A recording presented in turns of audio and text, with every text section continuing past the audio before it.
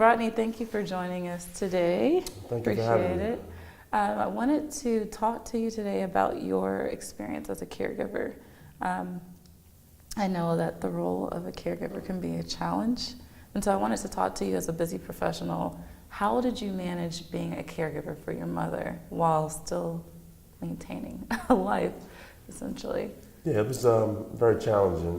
Mom was diagnosed with cancer in the summer of 2011, and she eventually passed away in 2012. But once the doctor actually pronounced from palliative care to curative care, from curative care to palliative care, my dad and I and her sister, my aunt, took on the effort of caring for her in her last days as best we could.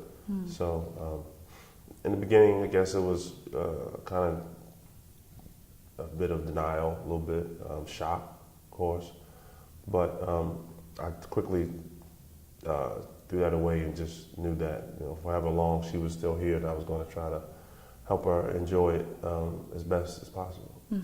How long was she sick before she found out she had cancer?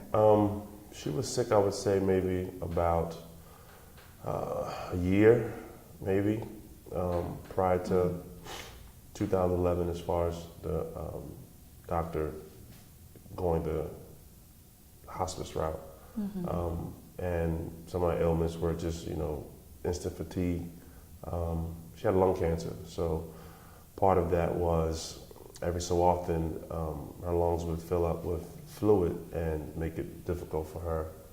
One of her lungs, very difficult for her to breathe, yet alone walk from kitchen to the living room or up and down the stairs. And you actually had to be there to help her. Chemo was tough. I know a lot of people who deal with family members that go through chemo, and she spent about maybe out of the week, maybe 3 of those days in the hospital, 4 days at home, and then as the disease progressed, it went from 5, 6 days in the hospital to 1 day home. So it was tough, but that's my mom. So whatever I had to do to assist and help out was nothing. With your role as a caregiver, what all did you do as far as, you said that you took her to appointments and different things like that, but before she went on hospice and during hospice, what were some other things that you did? Well, before hospice was, just as you mentioned, back and forth to different appointments, different specialists. I sat with her a couple of times with chemotherapy, had opportunity to literally see, not feel, but literally see what my mom and other patients went through. One of the most impressing, or I say impactful parts of that was sometimes sitting in the waiting room and you see other family members that are sitting there waiting, and you hear the stories and you see how fatigued and tired they are, and give a chance just to hear different opinions on how they treat their loved ones, how their loved ones are fighting and going through it. So that was basically what it was. And again, it wasn't only me. My dad helped out. My aunt, her sister helped out a lot. They were just everybody hands on deck, because my mom was a very giving person in everything, as far as her time, her money, her love for all of her family members. So that was typical pre-hospice. Once hospice came around, that was another shock, because literally my mom said, she wanted to enjoy her time at home. So that was a no-brainer. Turned the living room into her space. Moved the dining room table out, put the bed in, and we had different things come in. Met with the nurses who were awesome. They came out, they explained everything to us. They walked us through things. They made themselves available 24/7. They had pastors, priests come over sometime and talk to my mom, sit with my mom. They had opportunities for us caregivers to go to counseling, things of that nature, told us how to deal with it. It was stressful at times. It was tough at times, because at that particular time I was going back to school. My dad was working. I was working also. So we took shifts, some mornings, some afternoons. But again, it was all hands on deck, and everything went from preparing breakfast for her to administering medication.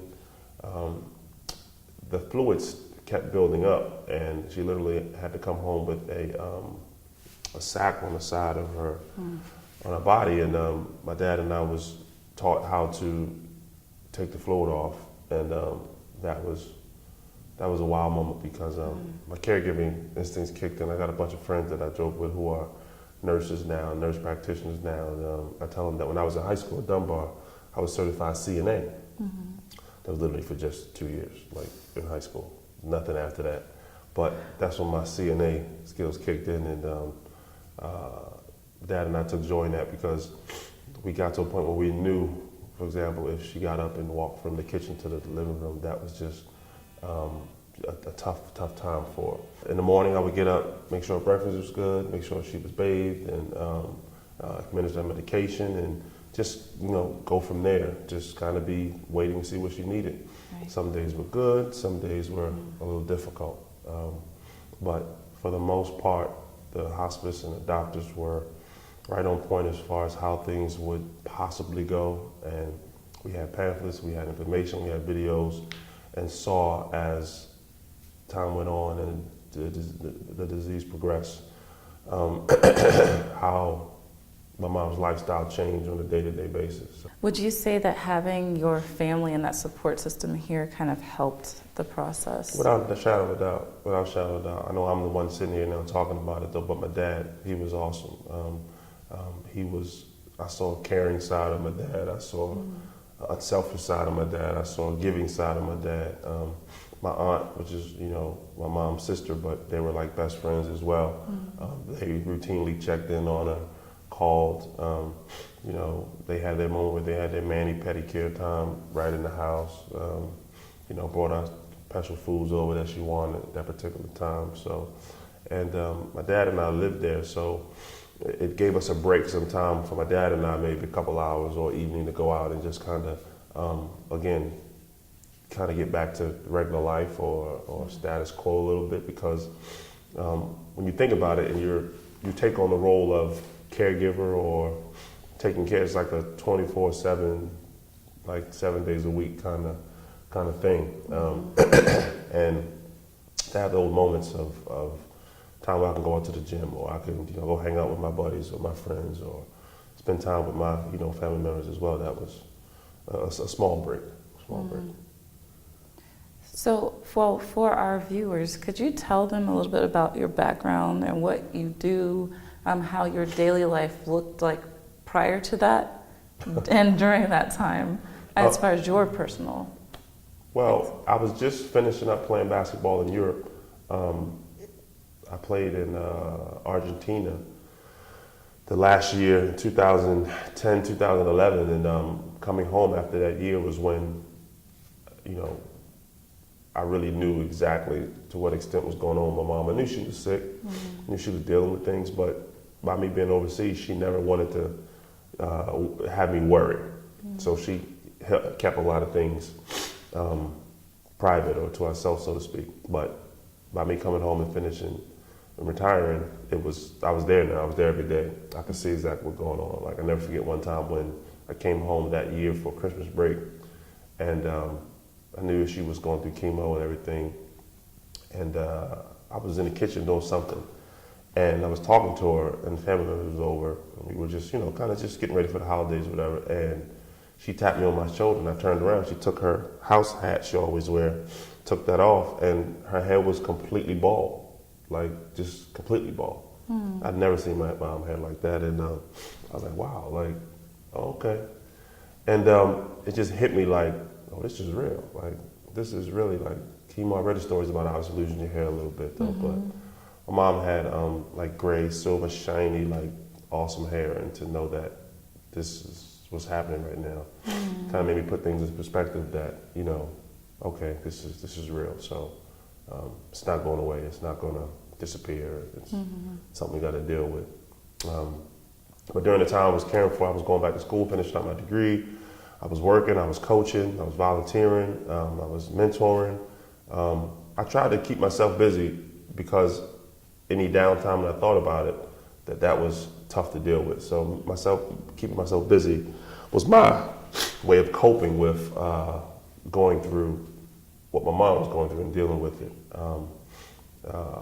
That year, I had a couple family members pass away, so it was a real. 2012 to me was a real, like, I don't know, I can't explain it, but like was a tough year, tough year for me.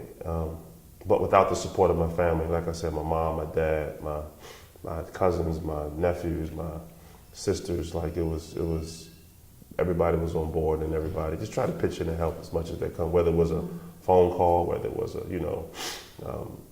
text message or a hug, or whatever it was. Were you able to continue coaching and mentoring even during this period of time? I was. I'm a coach right now for Mount Zion Prep. There's a prep school here in Baltimore. We try to help kids that in between year between high school and college attain a Division I, Division II basketball scholarship, improve their ACT, SAT scores, a couple core classes if they fall short during their years in high school. We try to help them with that as well, but also life skills. So fortunately, the staff are very good friends of mine as well. So they knew my mom, they knew exactly what was going on, and they really helped out a lot. They took on extra roles because I wasn't as available as I was before in the past. But shout out to those guys because they were in my corner from, again, taking on those roles, but also part of my support system as well. Can you tell us where you grew up in Baltimore? Born and raised Baltimore City.